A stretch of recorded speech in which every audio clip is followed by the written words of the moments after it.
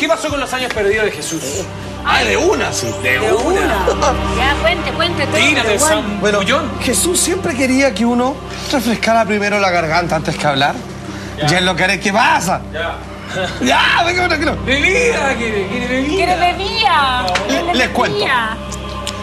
Los libros sagrados que cuentan acerca de la vida de Jesús, sus apóstoles, otras tantas historias que hablan sobre los ángeles primigenios que vivieron junto con Adán y Eva antes de él y algunos que aterrizaron en la tierra y se quedaron a vivir acá, son lo que componen lo que se conoce como libros y también evangelios apócrifos. Vale decir, en algún momento los textos que narraban todo este tipo de historias que le estoy diciendo, era, por mostrarlo en aspecto visual, era como un turro de este volado, así.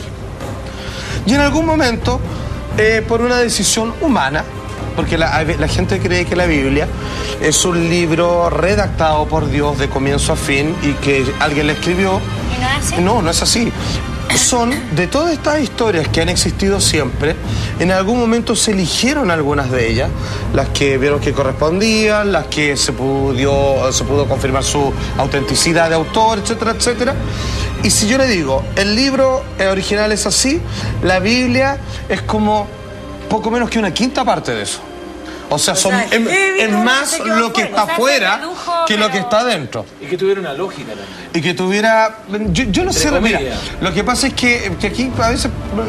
espero que la gente no se moleste, pero la forma en que efectivamente... Esto es un hecho histórico, no es una opinión, o sea... Esto es refutable. La forma en que se eligió la Biblia fue exactamente de la siguiente manera. Fue en el concilio... de Constantino, creo, que se pusieron sobre la mesa todos estos libros y le pegaron una patada a la mesa y los que se cayeron, eso no corren. Y no sé. Sí, eso sí, no, pero es un hecho histórico. De hecho, no hubo un intento de ocultarlo. Se hizo así, como encomendándose a la divinidad. No, pero es súper al azar en el fondo, o sea, al azar entre comillas. Ahora, tengo entendido que después igual dijeron, oye, sí, pero ojalá hubiera quedado este que se cayó allá. Bueno, fue medio así. De hecho, hasta es mejor que le haya pegado una patada a la mesa y que haya habido alguien que uno no tiene idea con qué valores, con qué principios, con qué intereses. Pero fue de una preselección.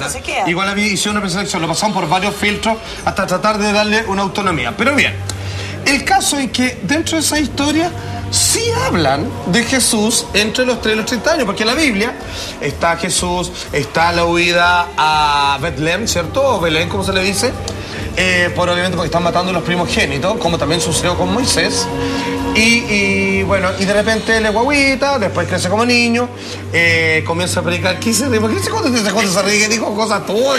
No, porque Betlén y quedamos las dos colgadas, entonces nos miramos, y es como que aprendemos algo nuevo. Porque así se llama realmente. La gente gente que vive, no son tontos, está muy lejos de eso, no. La gente que vive en Belén, vive en Betlem.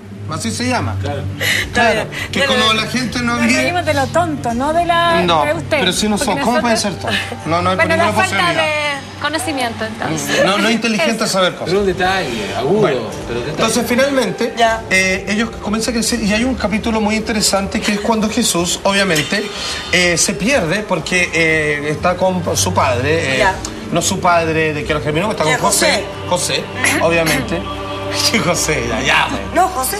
Perdón. No, estaba José y María y de repente él siendo un niño, 3 años tenía, se pierde entre la multitud y de repente, mira, de hecho hay unos videos que se pueden poner que acompañan eso que está sacado de Jesús de Nazaret. Y este niño se pierde, ¿cierto? Y comienzan a buscarlo. Pero además, Alfa, no es menor que se pierde justo en el periodo de la pubertad. Exacto. Pero sí, pero que era muy chiquitito. Aquí tenía 3 años, fíjate. ¿3? 3 años. Ya. Si no se sabe, la Biblia no habla de Jesús, sino hasta los 30 y desaparece, pum, y se salta a los 30. Pero espérate, se pierde por algo... Hay algo que... No, él se fue. Él se fue porque había cerca un lugar sagrado de rezo y él comenzó a hablar sobre la palabra de Dios. Y él como que le hace una pregunta. Si eres chico, tiene conciencia, no pago cualquiera. Sí, pues obvio. Entonces como que el baile dice, pero ¿por qué te fuiste? Te estamos viendo la escena según la creación de la serie de Franco Zeffirelli, cuando él muy chiquitito ayudaba a su padre. Al ver esta imponencia, se pierde y le hace como una especie de revelación a José. Y le dice así como, pues si no me perdí. no me arranqué, simplemente estaba haciendo las labores de mi padre. Entonces ahí vienen las interpretaciones, que si era a él ayudarlo a vender cosas en el mercado, como ese cabrito que llevarlo, o es simplemente a su padre, Dios, que estaba en un lugar sagrado repartiendo su palabra. Bueno, de hecho, ahí estaba él con su ojo azul, obviamente que ninguna persona en Medio Oriente podía tener, pero bueno. Perdone mi ignorancia y también me sumo a los chiquillos, estoy aprendiendo algo nuevo. Yo pensé que en la época en que es lo que yo sabía de la historia, que él desaparecía entre los 12 y los 14 por ahí. No, era un niño. Es que a los 3 años muy chico, claro, además, muy como para tener como cualquier tipo de... No, sí, claramente. Pues bien, ¿qué es lo que sucede? Mira, ¿cachai? Comienza a declarar y ya ahí cuando lo pillo porque están así todos desesperados y está obviamente predicando. De hecho, la conversación que sí está en los libros de la Biblia dice lo siguiente, cuando por fin José se encuentra con su hijo después de buscarlo desesperadamente, y esta gráfica nos muestra cuál fue el diálogo que se sostuvo entre ambos. Entonces Jesús le dijo a José: ¿por qué me buscabais? ¿No sabíais que en los negocios de mi padre me es necesario estar? Mas José y María no entendieron las palabras, y Jesús volvió a Nazaret y estaba sujeto a ellos, sus padres. Claro. Y Jesús crecía en sabiduría, en estatura y en gracia para con Dios y los hombres.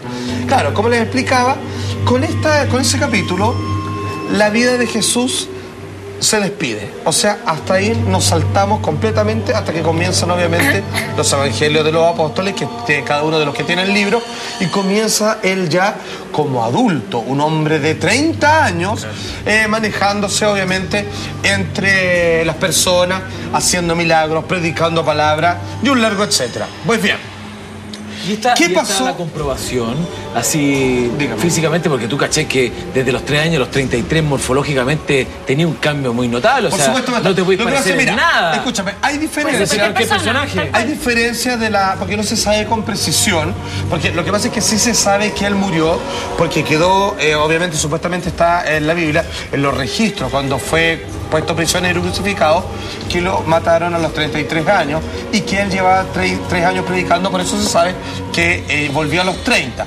La edad de que tenía 3, pero hay gente que se muere entre los 3 y los 5, y otros que lo sumamos un poquito a los 3 y los 6, pero claramente un niño, un infante que está en el primer año, en pre-kinder, primer año básico, claro. No es más grande que eso. Y de ahí desaparece y se vuelve como un adulto. Ok, ¿qué es lo que pasa?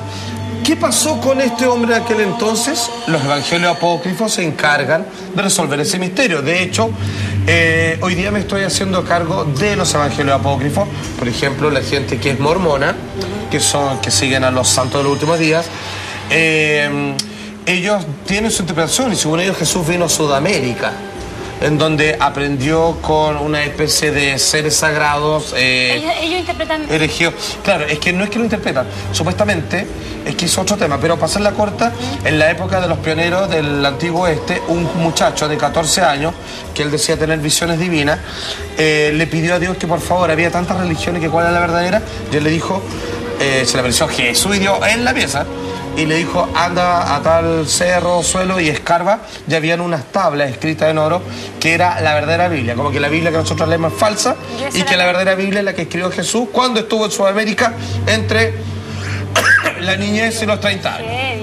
Ya, pero es otra historia. Los evangelios apócrifos lo que dicen, entre otras cosas, es que él tuvo varios maestros, que él fue un viaje a Oriente y que él incluso, dicen, porque es una especie de contemporáneo, no relativo en realidad, lo separan 500 años, de Buda, que fue y con los herederos del conocimiento budista los aprendió y los impartió a su manera, según su raza y cultura, cuando fue de vuelta. Hay un video, de hecho, que lo explica con un poco menos de sutileza, pero mira, aquí va. ¿Pudo Jesús haber estado en contacto con las enseñanzas de Buda? ¿Es posible, como piensan algunos, que viajara a la India en sus años perdidos?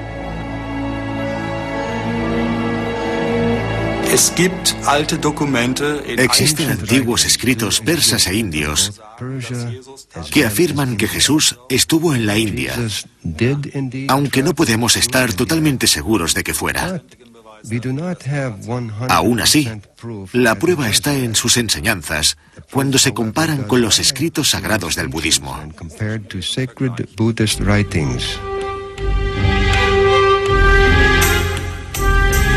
Algunos estudiosos han encontrado considerables similitudes entre Jesús y Buda.